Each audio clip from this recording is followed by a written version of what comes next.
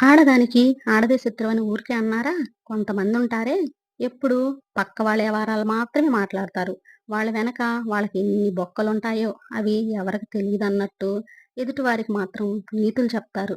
ఎవరిది వాళ్ళు చూసుకోరు. ఎదురింటి వాళ్ళల్లో ఏం జరుగుతుంది, పక్కింటిళ్ళల్లో ఏం జరుగుతుంది అని సొల్లు కబుర్లు చెప్పుకుంటారు. తిన్నది అరిగే వరకు చెప్పుకుంటారు. వాళ్ళకి అదో తృప్తి. ఎవరి బాధలు వాళ్ళయి వాళ్ళు పడుతుంటారు. వాళ్ళ బాధలు ఎదుటివారికి అర్థమవుతాయా? పైగా మాటలెలా ఉంటాయో తెలుసా? ఆమె చూడు ఎలా సింగారించుకొని తిరుగుతుంది. దానికి ఎలాంటి బాధలు లేవు అంటారు.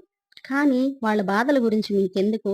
ఆమెనేమన్నా మీరు పోషిస్తున్నారా? లేక ఆమె కష్టాలు, బాధలు పడుతుందని తెలిసి ఆమెను పిలిచి ఒక నెల రోజులు మీ ఇంట్లో పెట్టుకొని ఏమైనా చూసుకుంటారా?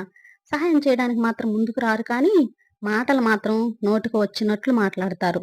మనకి నోరిచ్చింది ఎదుటి వాళ్ళని తప్పుగా మాట్లాడడానికి కాదు.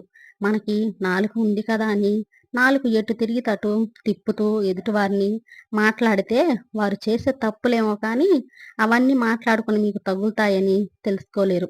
అందుకే మీరు ఎదుటివారికి సహాయం చేయకపోయినా పర్వాలేదు కానీ ఆమెకు బతుకు మీద ఆశపోయేలా మాట్లాడి మనిషిని చంపకండి. ఇది దయచేసి అందరూ అర్థం చేసుకోండి.